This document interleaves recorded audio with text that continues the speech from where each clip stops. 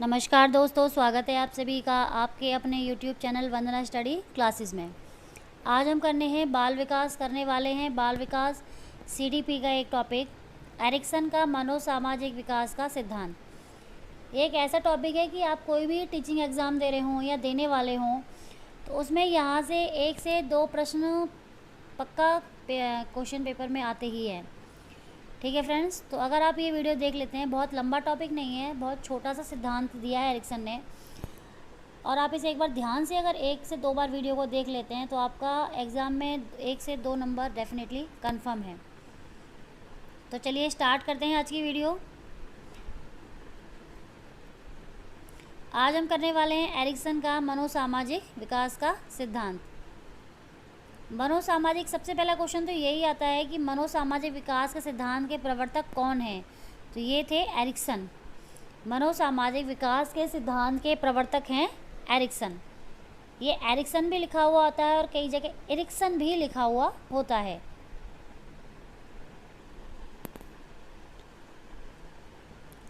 मनोसामाजिक विकास सिद्धांत के प्रवर्तक हैं एरिक्सन। एरिक्सन को नव विश्लेषणवादी, ध्यान रखिएगा, एरिक्सन को नव विश्लेषणवादी भी माना जाता है क्योंकि ये काफ़ी हद तक सिगमंड फ्रायड के विचारों से सहमत थे। एरिक्सन जो है सिगमंड फ्रायड के ही शिष्य थे, ये उनके साथ ही काम करते थे और उनके विचारों से काफ़ी प्रभावित भी थे। लेकिन ये सिगमंड फ्रायड से एक बात पर सहमत नहीं थे, वो थे बालक के अंदर विकास में काम प्रवृत्ति। आप सभी जानते हैं, आपने सिगमंड फ्रायड का अगर आपने सिगमंड फ्रायड का सिद्धांत पूरी तरह से पढ़ा हुआ है तो सिगमंड फ्रायड ने जो कि बच्चों के विकास में सबसे इम्पॉर्टेंट किसको माना था, वो थी काम प्रवृत्ति। उन्होंने कहा था काम प्रवृत्ति जो है छोटे बच्चों में ही शुरू हो जाती है। तो ये जो एरिक्सन थे ये उनसे सहमत नहीं थे इस बात पे, और उन्होंने कहा था कि बालक के विकास में सबसे इम्पॉर्टेंट होता है सामाजिक अनुभूतियों का प्रभाव पड़ता है। इस आधार पर सिगमंड एरिक्सन ने अपना विकास का मनोसामाजिक सिद्धांत प्रतिपादित किया था। यह सिद्धांत जो है इनकी पुस्तक है, इम्पॉर्टेंट है, ध्यान रखिएगा, यह सिद्धांत इनकी पुस्तक है बचपन व समाज, चाइल्डहुड एंड सोसाइटी, इसमें इन्होंने इसको सिद्धांत को वर्णित किया हुआ है। पूछा गया एक बार कि बचपन व समाज किसकी पुस्तक है, तो ये है एरिक्सन की। इस सिद्धांत के अन्य नाम भी हैं, नामों से डेफिनेटली क्वेश्चन आ जाता है। इस सिद्धांत को मनोसामाजिक विकास के सिद्धांत को कहा जाता है जीवन विकास का सिद्धांत, जीवन अवधि का सिद्धांत, मानव विकास का सिद्धांत, मानव विकास का चक्र, या ह्यूमन स्टेजेस ऑफ लाइफ भी कहते हैं। ये इसके सारे अन्य नाम हैं जो इम्पोर्टेंट हैं इसके। एरिक्सन के सिद्धांत को या मनोसामाजिक विकास के सिद्धांत को जीवन विकास का सिद्धांत, जीवन अवधि का सिद्धांत, जीवन से मृत्यु तक का सिद्धांत, मानव विकास का सिद्धांत, मानव विकास का चक्र, या ह्यूमन स्टेजेस ऑफ लाइफ भी कहते हैं।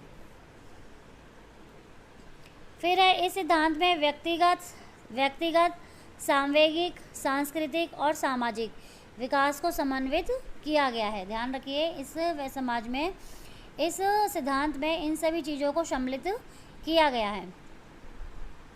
एरिक्सन को ईगो मनोवैज्ञानिक भी कहा जाता है, ध्यान रखिएगा, इंपॉर्टेंट है। ईगो मनोवैज्ञानिक के नाम से प्रसिद्ध है एरिक्सन क्योंकि इन्हें ईगो पर बहुत अत्यधिक बल दिया है। अब से सबसे इम्पॉर्टेंट आ जाती हैं एरिक्सन की मनोसामाजिक सिद्धांत की अवस्थाएं। पहला क्वेश्चन ही यही है कि एरिक्सन ने मनोसामाजिक विकास में कितनी अवस्थाएं दी हैं, तो इन्होंने 8 अवस्थाएं दी हैं सिद्धांत में। ये अवस्थाएं बहुत इंपॉर्टेंट हो जाती हैं क्योंकि इन अवस्थाओं में से ही क्वेश्चन आता है। कई बार अवस्थाओं के नाम से लेके, कई बार इनकी उम्र से लेके क्वेश्चन पूछा जाता है। तो हम एक एक करके इनकी अवस्थाएं पढ़ेंगे और इस तरीके से पढ़ेंगे कि आपको साथ के साथ लर्न हो जाए और आप फिर से आपका क्वेश्चन गलत ना हो। तो पहला है विश्वास और अविश्वास की अवस्था। विश्वास और अविश्वास की अवस्था ये होती है जन्म से 18 माह, मतलब 0 से लेके और 1.5 वर्ष तक आप कह सकते हैं। 18 माह कह सकते हैं या 1.5 वर्ष तक कह सकते हैं। और इसको इंग्लिश में भी कहते हैं ट्रस्ट वर्सेस अनट्रस्ट। ध्यान रखिएगा, जो सिद्धांत हैं इनके नाम है, इनमें कई बार जब एग्ज़ाम आता है तो हिंदी में नाम को थोड़ा चेंज कर देते हैं, शब्दों को थोड़ा चेंज कर देते हैं, जिससे हम लोग कंफ्यूज हो जाते हैं।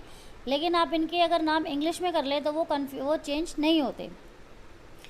तो पहली स्टेज है विश्वास और अविश्वास की अवस्था, 0 से 1.5 वर्ष।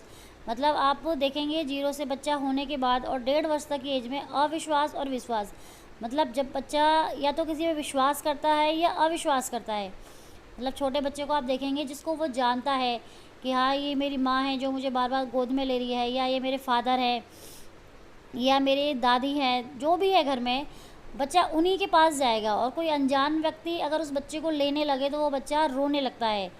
ऐसे ही 1.5 वर्ष तक की आयु में बच्चा सिर्फ जो लोग जानते हैं, जो लोग उसके घर वाले जानते हैं, जिनको बच्चा जानता है, उन्हीं पे विश्वास करता है, उन्हीं के पास जाता है, खेलता है। अनजान व्यक्ति के साथ वो इतना अटैच नहीं हो पाता। तो ये इसकी पहली स्टेज हो जाएगी, विश्वास और अविश्वास की अवस्था। इसके बाद है सेकंड स्टेज है इसकी स्वतंत्रता व लज्जाशीलता की अवस्था। स्वतंत्रता व लज्जाशीलता की अवस्था ये होती है 1.5 से 3 वर्ष तक, यानी 18 माह से लेके और 3 वर्ष तक। इसे इंग्लिश में ऑटोनॉमी वर्सेस शेम की स्टेज भी कहते हैं, ऑटोनॉमी वर्सेस शेम। इसमें क्या होता है, बच्चा 1.5 से 3 साल के बच्चे, आप छोटे छोटे बच्चे देखेंगे, या तो बच्चे बहुत फ्री होते हैं, मतलब सबसे घुल मिल लेते हैं, बात कर लेते हैं, ईज़िली अपनी बातें, अपनी फीलिंग्स बता देते हैं। और कुछ बच्चे देखेंगे तो बहुत ज़्यादा संकोच करते हैं, मतलब अपनी फीलिंग्स नहीं बता पाते, बहुत शर्म महसूस करते हैं, बताते नहीं हैं, बोलते नहीं हैं, कोई अनजान व्यक्ति आ जाए उसके सामने बातें नहीं करते। तो ये स्टेज होती है स्वतंत्रता वर्सेस लज्जाशीलता की, ध्यान रखिएगा, ऑटोनॉमी वर्सेस सेम। फिर है पहल व अपराध की अवस्था, ध्यान रखिएगा, पहल व अपराध की अवस्था 3 से 6 वर्ष तक के लिए होती है ये।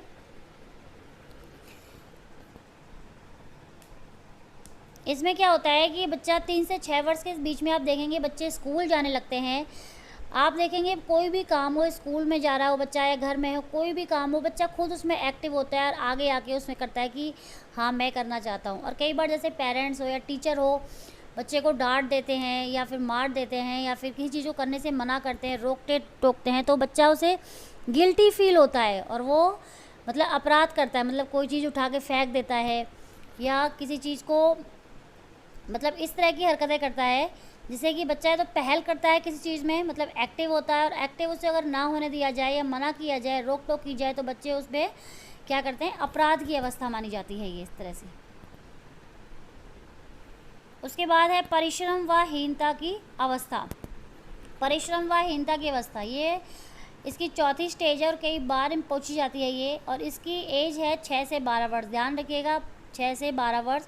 इंडस्ट्री वर्सेस इन्फीरियरिटी एज है ये, स्टेज है।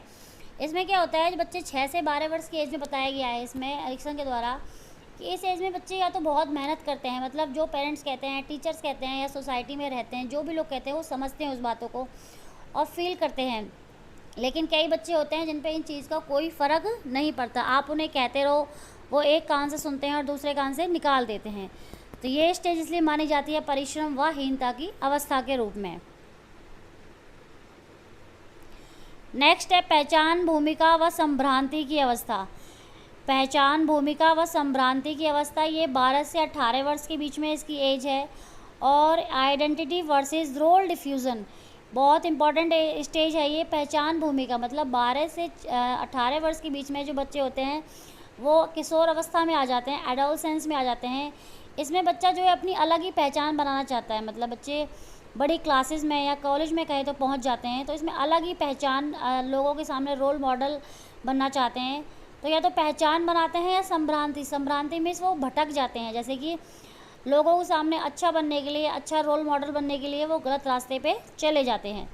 तो ये होती है आइडेंटिटी मतलब पहचान बनाने, और डिफ्यूज़न, रोल डिफ्यूज़न मतलब अपने गलत भूमिका निर्वाह करना, मतलब गलत रास्ते पे चले जाना, भटक जाना, इस तरह से। फिर है 6 स्टेज है इसकी मित्रता व अलगाव की अवस्था। 19 से 35 वर्ष इंटीमेसी वर्सेस आइसोलेशन।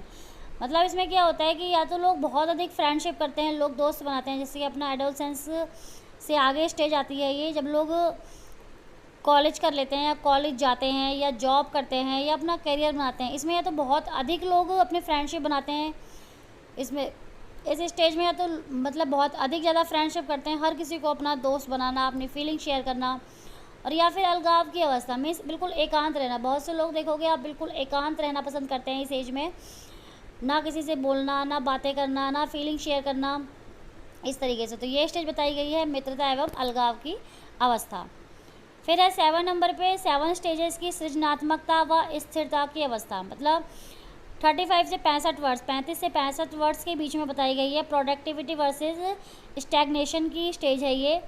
इसमें क्या होता है, बंदा है तो बहुत क्रिएटिव हो जाता है, मतलब कुछ करना चाहता है लाइफ में, अपने आप को ऐसा लगता है उसे कि मैं जो करता आ रहा हूँ बोर हो रहा हूँ उससे, कुछ मतलब क्रिएटिव होना चाहिए लाइफ में, कुछ और भी मेहनत करके कर सकता हूँ। या स्थिरता आ जाती है। स्थिरता मतलब उसे लगता है कि मैंने अब तक जो कुछ भी लाइफ में पाया है सब कुछ ठीक है, इनफ है, सफिशिएंट है मेरे लिए, मैं इससे ज़्यादा कुछ भी नहीं चाहता। तो ये 2 तरह की फीलिंग्स आ जाती है लोगों के अंदर। और उसके बाद लास्ट स्टेज बताई है संपूर्णता व निराशा की अवस्था। संपूर्णता व ये होती है 65 वर्ष के बाद और टिल डेथ मतलब मृत्यु तक होती है। इंटीग्रिटी वर्सेस डिसअपियर की, मतलब इसमें क्या होता है कि इंसान को या तो लगता है संपूर्णता कि हाँ मैं मतलब अपने जीवन से संतुष्ट हूँ, जो मिला है ठीक है। वो अपने देखता है कि अपनी लाइफ के लास्ट डे में मतलब 65 वर्ष के बाद कि जैसा भी है ठीक है, जो चल रहा है ठीक है, अपना संपूर्ण खुश होकर अपनी ज़िंदगी बिता देता है। और एक होती है निराशा, मतलब बहुत लोगों में ये होता है कि लास्ट में एक डिप्रेशन वाली फीलिंग आ जाती है कि नहीं हमने जो अब मतलब लाइफ में ये नहीं हासिल किया या ये नहीं मिला हमें या हम ये नहीं कर पाए, इस तरह की फीलिंग आती है निराशा वाली। तो ये स्टेज है संपूर्णता व निराशा की अवस्था। इस तरीके से एरिक्सन ने 8 स्टेजेस दी हैं। ये क्वेश्चन इस तरीके से भी आया था कि किस मनोवैज्ञानिक ने पूरे जीवन से मृत्यु को अवस्थाओं में बांट दिया है। तो ये एरिक्सन ने बांटा था जीवन से बच्चे के मतलब एक बच्चे के जन्म से लेकर मृत्यु तक उसके पूरे जीवन को 8 भागों में 8 स्टेजेस में उसने डिवाइड कर दिया है।